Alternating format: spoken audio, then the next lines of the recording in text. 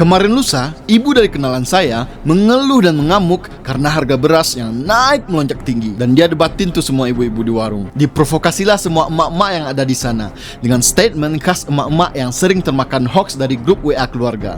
Ya, beras naik karena salah Jokowi. Ya kalau menurut emak-emak kan semuanya ya salah Jokowi. Ada juga yang bilang salah Prabowo. Fenomena ini seolah-olah menjadi mimpi buruk di siang bolong bagi kita. Negeri gemah ripah loh Jinawi, yang tanahnya subur, tentram, dan makmur. Namun, harga beras dan pangan berbanding terbalik dengan peribahasa klasik tersebut. Hingga harga pangan mencekik rakyat sampai kantong terkuras tak dapat membeli beras. Sebuah hil yang mustahil, tak masuk akal karena kita negara agraris. Nah, pertanyaannya, apakah harga beras yang sangat mahal dan tidak turun-turun ini adalah semuanya salah Jokowi? Assalamualaikum, I'm Lee, I'm no one from nowhere. Welcome to my channel.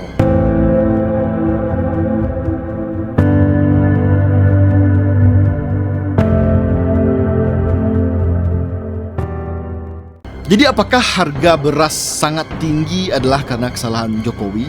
Atau salah Prabowo? Ya nggak gitu juga lah, smartisan. Tidak semua hal yang ada di negara ini adalah salah presiden. Bicara tentang harga beras dan harga pangan, jelas bukanlah sebuah topik yang ringan untuk diperdebatkan. Ada banyak sekali variabel-variabel yang mempengaruhi faktor-faktor penyebab kenaikan harga beras. Nah, mari kita bahas faktor-faktor tersebut satu persatu secara singkat, padat, dan jelas agar kita tidak mudah lagi termakan hoax. Faktor pertama yang menyebabkan kenaikan harga beras tidak lain dan tidak bukan adalah karena mahalnya harga pupuk dan kelangkaan pupuk di pasaran saat ini. Oke, bicara tentang beras. Beras berasal dari tanaman padi. Padi agar subur dan hasilnya baik harus diberi asupan pupuk. Nah, pemerintah sudah menggelontorkan dana sebanyak 24 triliun rupiah untuk pupuk subsidi di tahun 2023 ini. Nah, kenyataan di lapangan, pupuk subsidi ini dikorupsi oleh orang yang tidak bertanggung jawab. Banyak mafia pupuk subsidi melakukan penyimpangan dan penyelewengan. Paling gampangnya gini, misalnya saya adalah seorang anggota Poktan atau kelompok tani penerima pupuk subsidi. Nah, harga pupuk non-subsidi misalnya anggap saja sekarung itu 1 juta rupiah. Sedangkan pupuk subsidi harganya hanya 500 ribu rupiah. Nah, dengan selisih harga segitu, mending pupuknya saya jual kembali ke orang lain. Baik itu di marketplace online maupun secara offline. Nah, itu hanyalah analogi sederhana jika saya sebagai anggota kelompok tani. Nah, coba kita melihat lebih luas lagi, lebih jauh lagi. Kalau misalnya saya punya suatu perusahaan, suatu CV yang menyalurkan pupuk subsidi, kemudian saya tebus pupuk subsidi tersebut dari pemerintah seharga 500 ribu rupiah sekarung. Tapi pupuknya saya hold dulu, saya timbun dulu, sehingga makin lama pupuknya makin langka dong ya di petani. Nah, saat kebutuhan akan pupuk sudah di titik puncak, barulah pupuknya saya jual ke petani seharga pupuk non-subsidi. Jadi saya naikkan harganya dari pupuk subsidi tadi yang hanya saya beli 500 ribu per karung, saya naikkan harganya menjadi 1 juta seharga pupuk non-subsidi yang ada di pasaran. Karena saya merupakan perusahaan penyuplai, maka pupuk yang saya timbun tadi bisa bertonton pastinya. Nah, outputnya, karena harga pupuk semakin mahal, tentunya harga beras menjadi meningkat. Petani menjerit, rakyat pun sengsara. Nah, kemudian faktor lainnya adalah faktor kondisi cuaca dan iklim. Nah, tidak dapat dipungkiri, memang akhir-akhir ini kondisi bumi pertiwi memang tidak baik-baik saja. Terakhir kali ada angin puting beliung di Rancaikek, Bandung, ya kan? Nah, menurut Pak Presiden Jokowi, perubahan iklim dan cuaca yang ekstrim seperti kekeringan, banjir, kemarau dan sebagainya menjadi faktor utama yang menyebabkan petani gagal panen. Selain itu, menurut para ahli dan Menteri Perdagangan, dampak dari El Nino yang terjadi pada akhir tahun lalu membuat hampir dari segala komoditas pertanian termasuk beras mengalami kemunduran tanam. Kemunduran tanam ini otomatis menjadi kemunduran panen, sehingga menyebabkan pasokan beras di pasaran, pasokan beras di dalam negeri menjadi semakin sedikit. Nah, FYI, El Nino adalah kejadian di mana suhu air laut yang ada di Samudra Pasifik memanas. Sedangkan La Nina adalah kebalikannya. Suhu air laut di Samudra Pasifik itu menurun. Oke. Nah, selain faktor iklim dan cuaca ekstrim yang membuat produksi padi negara turun, pastinya harga beras yang melambung tinggi itu juga tidak lepas dari tangan-tangan kartel dan mafia beras. Permainan mafia beras ya hampir sama lah ya dengan permainan mafia pupuk tadi. Selain mafia, ada pula kartel atau tengkulak yang sering memainkan harga beras di pasaran. Pertama, mereka beli beras dengan harga semurah-murahnya ke petani beras. Kemudian mereka memonopoli distribusi beras dan memainkan harganya. Biasanya beras ditimbun dulu hingga akhirnya mereka menjual dengan harga yang jauh lebih tinggi dari pasaran. Nah, inilah yang biasanya menyebabkan kerugian bagi para petani hingga konsumen beras. Nah, sebenarnya hal-hal semacam kartel dan mafia tadi dari berbagai lini komoditas seperti beras dan pupuk itu semua dilarang di Indonesia. Namun, oknum-oknum nakal itu pasti ada saja kan, dengan berbagai kelihayannya dalam mengelabuhi hukum dan pihak yang berwajib. Nah, sekarang kita masuk pada masalah yang paling krusial di negara kita tercinta ini. Negara agraris yang subur dan makmur.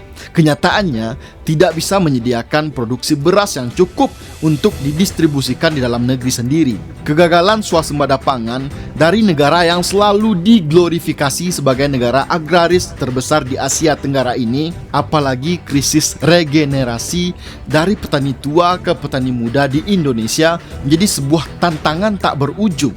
Rendahnya minat milenial dan Gen Z untuk menjadi petani merupakan tantangan terbesar yang akan kita hadapi, akan anak-anak muda hadapi di zaman sekarang. Karena anak-anak muda memandang profesi petani sebagai profesi yang kotor dan kuno, nggak kekinian, ya kan?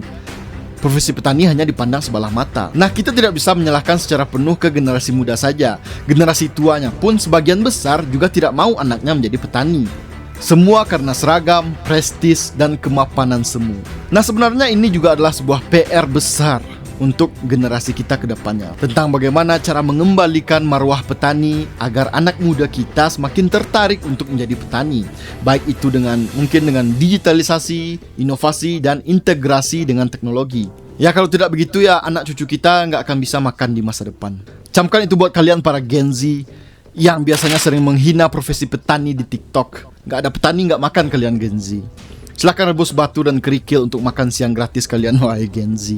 Nah, jadi dapat kita simpulkan dari semua permasalahan tadi yang saya jabarkan semua tadi, semuanya membuahkan defisit akan produksi pangan atau beras dalam negeri kita, sehingga stok pangan kita menipis dari tahun ke tahun. Nah, stok beras yang terus berkurang tersebut, solusi yang paling ampuh yang dilakukan pemerintah adalah impor beras dari Thailand agar stabilitas komoditas pangan dalam negeri bisa terjamin. Nah, pasokan beras inilah yang terkadang memicu pro dan kontra, memicu civil war antara pemerintah dan petani lokal di Indonesia. Persaingan petani lokal dengan harga beras impor yang jauh lebih murah membuat petani lokal mengalami penurunan pendapatan karena kalah bersaing tentunya. Nah, selain itu, solusi beras impor ini dapat mengakibatkan negara kita menjadi ketergantungan terhadap pasokan pangan luar negeri. Takutnya, jika pasokan impor tersebut terjadi gangguan, ya negara kita akan kekurangan beras. Kita nggak akan makan nasi lagi, makan singkong dan jagung mungkin. Anyway, sebenarnya beras bukanlah satu-satunya sumber karbohidrat loh. Bisa disubstitusi dengan kentang, jagung, singkong, dan sagu. Tapi ya nggak perlu diragukan lagi lah ya, nasi adalah salah satu sumber karbohidrat terenak di dunia menurut saya. Kalau belum makan nasi ya kita sebagai warga Indonesia ya berarti belum bisa dikatakan telah makan, ya kan? Sebegitu kecanduannya dan ketergantungannya kita kepada glukosa yang terkandung di dalam nasi. Ya, glukosa atau gula memang bisa membuat orang kecanduan, hampir sama dengan narkoba. Nah, sekarang kita masuk ke faktor terakhir mengenai kenaikan harga beras di tahun ini. Faktor ini sebenarnya agak kontroversial jika dibahas. Tapi ya kita bahas aja lah. Nah, menurut anggota Komisi ke-11 DPR RI, Hidayatullah, kebijakan pemerintah yang melakukan jor-joran mendistribusikan bansos diduga menjadi salah satu penyebab harga beras menjadi mahal dan stok beras menjadi langka di pasaran. Juga menurut Eliza Mardian, peneliti dari KOR, jika pengeluaran bansos tidak seimbang dengan kapasitas fiskal dan pertumbuhan ekonomi, hal ini dapat menciptakan tekanan inflasi. Nah, jadi secara tidak langsung, bansos beras tadi dapat menjadi faktor penyebab inflasi di negeri ini. Nah, kenaikan harga pangan karena bansos juga telah dibantah sebenarnya oleh Pak Presiden Jokowi beberapa hari yang lalu. Pak Jokowi membantah bahwa pembagian bansos secara masif pra-pemilu lalu tidak ada hubungannya dengan kenaikan beras di pasaran. Namun, pernyataan Presiden dibantah lagi oleh Kabid Dinas Perdagangan Kota Yogyakarta, yaitu Ibu Sri Riswanti, yang menyebutkan besarnya kebutuhan untuk program bansos turut mempengaruhi stok beras. Komoditasnya menjadi langka, soalnya diambil buat bansos dan buat PKH atau buat BLT.